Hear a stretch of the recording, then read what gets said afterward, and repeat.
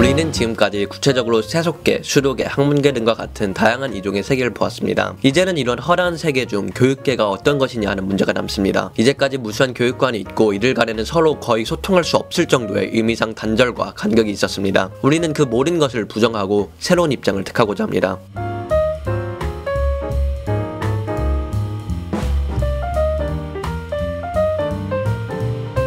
우리가 택할 입장의 주된 윤곽은 첫째, 교육의 일상적 인식의 세계의 하나인 학교와 이론적으로 분리시키는 것이고, 둘째, 학문의 자율성을 갖는 방식으로 교육을 정의하는 것입니다.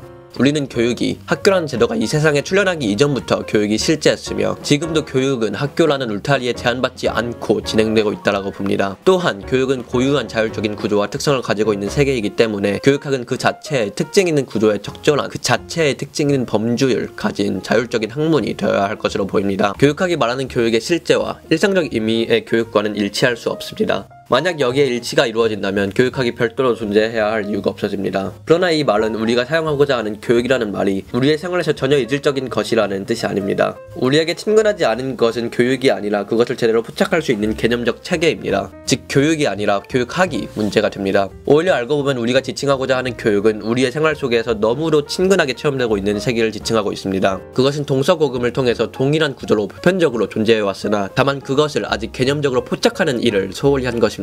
따라서 만약 우리가 기존의 교육에 대한 잘못된 개념을 버리고 그 교육 자체에 대한 체험적 근거에 호소한다면 그것은 모든 사람에게 더욱 공감될 수 있을 거리라 봅니다. 이제 우리가 검토할 교육계는 앞서든 세속계나 수도계와는 다른 하나의 자기 충족적 세계로서 총체적인 생활세계 안에서 이들과 모종의 관련성을 가지고 존재합니다. 상식적인 수준에서 말한다면 교육은 각종 수도계를 배우고 가르치는 과정이라고 할 수 있습니다. 그러나 인식의 방식으로서 그 상식이 문제가 되고 있습니다. 교육의 더 깊은 실제에 관해서는 좀 더 세련된 안목과 용어를 동원하여 논의되어야 할 것이고 그것은 교육학의 향존적인 과제가 되고 있습니다. 우리는 그 출발점이 될 만한 교육의 내재적인 속성을 개념화하고 그것을 학문과 연관시키는 방식을 취할 것입니다. 학문적 사실은 일상적 경험에서 형성된 일상적 언어로 표현될 수 없습니다. 이제까지 교육학은 그 나름의 개념과 언어를 만들지 않았으며 그 대신 일상어와 타학문의 언어를 써서 교육을 기술해왔습니다. 우리는 일면 일상어를 쓰고 타면에서 새로운 개념을 도입하고자 합니다. 지구상의 생물은 그들이 가진 유전적인 소질과 능력과 더불어 그것을 신장시키는 그들 나름의 발전적 기제를 가지고 있습니다. 조건화, 모방, 세뇌, 교조화, 사회화 등 그 항목을 열거하면 끝이 없을 것입니다.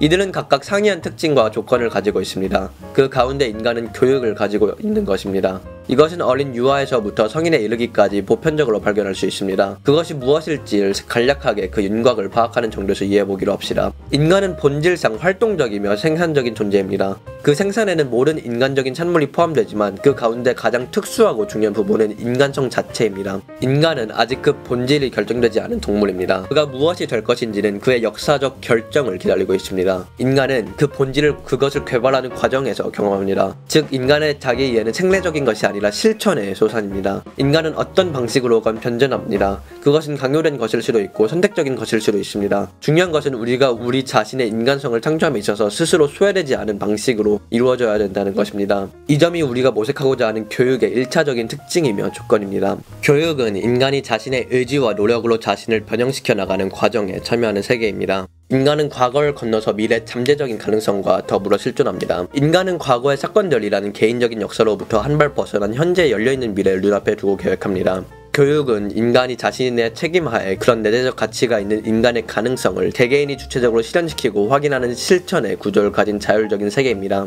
부족하지만 이 정도의 이해를 토대로 교육계와 여타의 세계를 구분해보기로 합시다. 먼저 교육계와 세속계를 구분하고 관계지우는 양태는 수도계와 세속계가 구분되는 양태와 같은 차원에서 거론될 수 있을 것입니다. 세속계 내에서 다양한 인간성의 변화가 있고 그 중에는 사회화라는 과정이 있습니다. 사회화란 특정한 사회를 구성하고 있는 사람들이 그 사회의 특성을 내면화하는 과정을 의미합니다. 그것의 목적은 다분히 세속계의 발전과 유지에 있으며 반드시 인간성 자체의 주체적인 참여와는 일치하는 것이 아닙니다. 성공적인 사회화가 실패한 교육으로 귀결되는 경우가 역사상 허다합니다. 이 점에서 세속계와 교육계 간에는 직접적인 관계가 없습니다. 다만 그들 간에는 다른 여타의 세계들 간의 관계와 마찬가지로 모종의 우연적인 관계가 있을 뿐입니다. 유교무류라는 말이 있습니다. 이는 가르침에는 차별이 없다라는 뜻으로 세속계적인 범주와 교육의 범주가 무관함을 정확하게 나타내고 있습니다. 이것은 교육이 세속계에서 중시하는 인종, 부귀와 빈천, 계급, 나이, 성별의 구분이 없이 이루어질 수 있고 이루어져야 함을 지적한 것입니다. 이 세속계적인 범주들은 실생활에서 교육과 모종의 우연적인 관계를 가지고 있지만 교육의 본질적인 상을 구성하지는 못합니다. 교육계에서는 세속계의 유지와 발전보다는 인간성의 진화와 참여라는 차원이 더 중요한 과제로 등장합니다.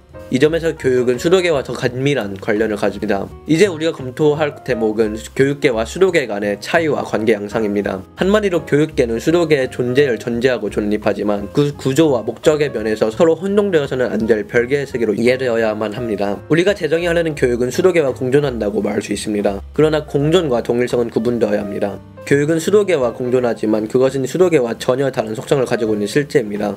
수도계에서는 그 구성원이 인간으로서 우리들 자신의 인간성을 실험하고 그 바람직성을 서로 간에 확인하는데 공동의 목표를 둡니다.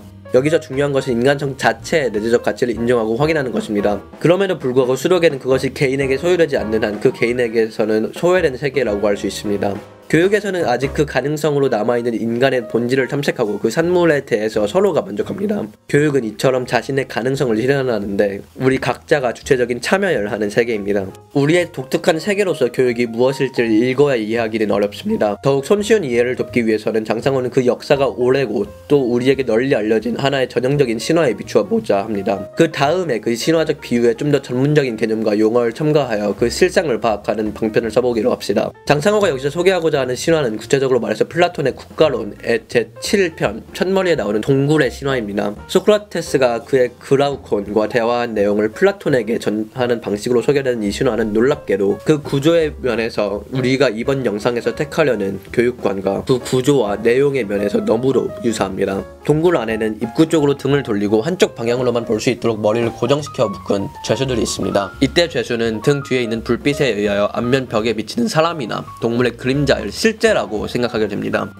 심지어 동굴 밖 세상을 보고 그것이 실제가 아님을 알리려 되돌아온 사람에게 동굴 속 사람들은 콧웃음을 치며 오히려 박해를 가합니다. 이 동굴의 신화는 어두운 동굴과 그 동굴 밖의 세계로 연결짓는 길을 통해 우리가 말하는 수도계와 교육계 간의 교차점을 매우 적절하게 묘사하고 있습니다. 한편으로 그것은 하나의 길로 통하는 초월적인 세계로서 수도계라는 것을 상징하고 있습니다. 그것은 오늘날의 기준으로 볼 때 진리를 탐구하는 학문의 세계, 선을 추구하는 도력의 세계, 혹은 미를 추구하는 예술의 세계가 될 수 있습니다.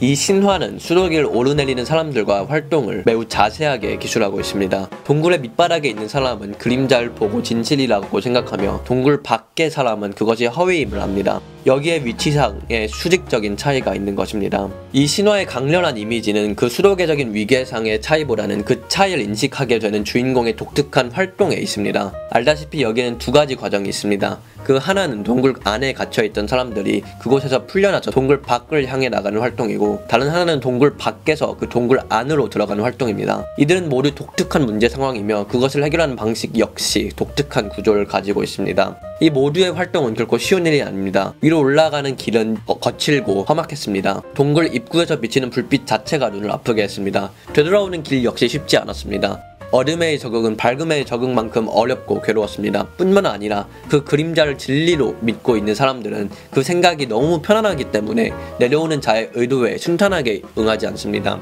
사슬에 묶여 그곳에 머무르고 있는 사람들은 위로 올라갔다가 눈을 망치고 돌아갔다고 지탄하면서 오히려 자신들을 돕고자 하는 선의의 하강자를 죽이고자 합니다. 그렇다면 신화의 주인공은 왜 그런 어려운 일을 할까요? 이런 활동은 명예를 얻고 권세를 누리기 위한 것이 아니었습니다.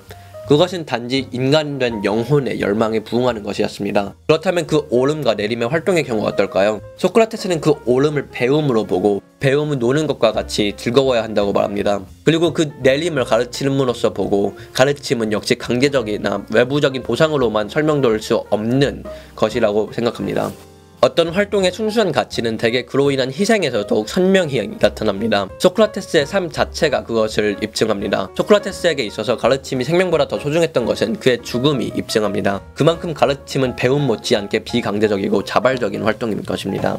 동굴의 밑바닥에서 동굴 밖까지 이루는 과정에는 몇 가지 수준의 차이가 있는 단계를 거칩니다. 그것은 플라톤의 개념을 빌리더라도 예컨대 억견과 지식의 단계가 있고 그 각각의 단계는 다시 영상, 신념, 그리고 오성과 지성 등의 하위 수준의 위계를 갖습니다. 소크라테스가 옳음의 단계를 정하고 그 각각의 단계에는 그 수준에 맞는 진실성이 있다고 인정하는 점은 주목할 만합니다. 인간은 순식간에 수많은 단계를 뛰어넘을 수 없습니다. 역시 그 위계의 차례에 따라 수십 년의 장기간에 걸쳐서 단계별로 발전할 수 있다고 보았습니다.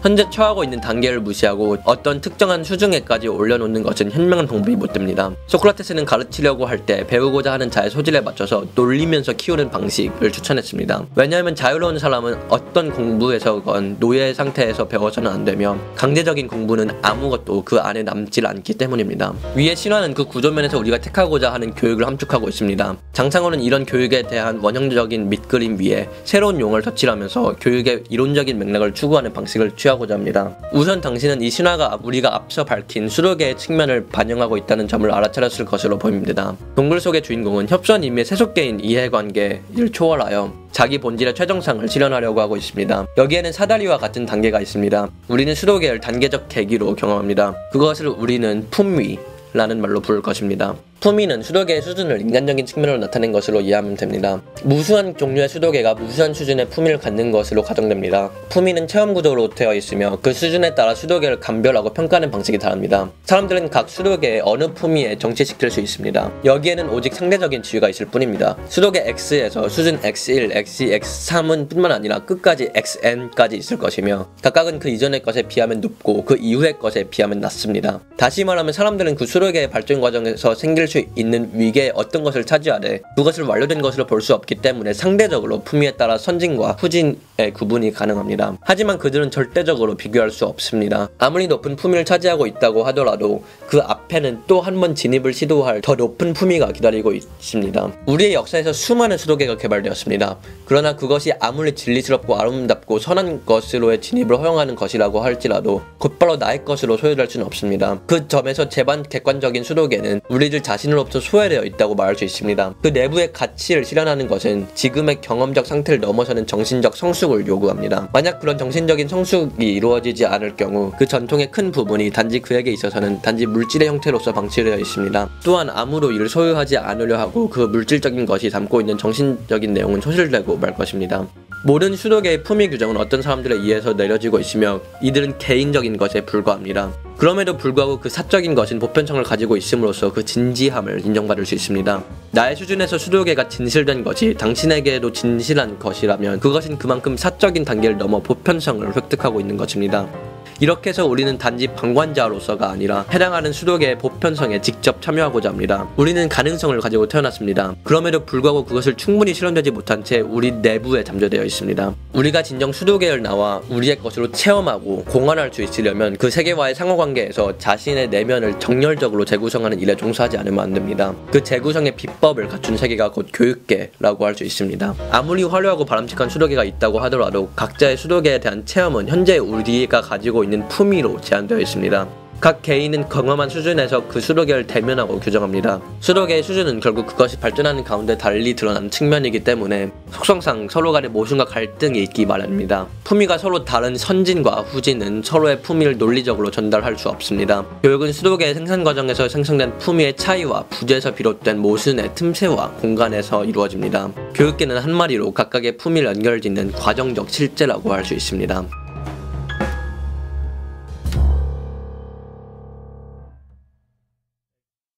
드디어 교육에 대한 이야기가 시작되었어요. 내용 너무 재밌지 않나요? 전 특히 나의 수준에서 수도계가 진실된 것이 당신에게도 진실한 것이라면 그것은 그만큼 사적인 단계를 넘어 보편성을 획득하고 있는 것입니다. 이렇게 해서 우리는 단지 방관자로서 아니라 해당하는 수도계의 보편성에 직접 참여하고자 합니다. 이 부분이 전 제일 뭔가 인상 깊고 와닿았어요. 제 생각에 교육의 매우 큰 가치 중 하나가 여기 있는 것 같아요. 함께 인간의 가치를 높일 수 있다는 거. 사실 교육에 대한 얘기가 계속 나올 수 있었는데 근데 계속 너무 길게 하면 너무 힘들 것 같아서 지금 중간에 진짜 끄는 거거든요. 그래서 가능하면 다음 영상을 바로 보시는 게 전 좋을 것 같습니다. 피곤하시면 할 수 없고요. 다음 영상이 이제 교육에 대해서 아직 말 못한 부분을 이어서 말하고 그리고 이번 챕터의 마지막 영상이 그 다음 영상이 될 거예요. 그러니까 두 영상 뒤요. 그 영상에서는 이제 우리가 다양한 세계를 이번 챕터에서 봤잖아요. 교육계도 봤고 수도계도 봤고 세속계도 봤고 근데 아무튼 이것은 우리의 삶과 관련된 세계들이다 보니 어떠한 세계를 위주로 살아갈 것인가에 대한 문제가 나와요. 그래서 어떠한 것을 위주로 살면 좋을까? 그래서 이건 다 개인 선택이지만 아무튼 그것과 관련된 이야기가 좀 나올 것 같습니다. 이 강아지 우유예요. 아무튼 이제 오늘 좀 끝 뒷부분이 길었네요. 이제는 앞으로 계속 열심히 공부하면 됩니다.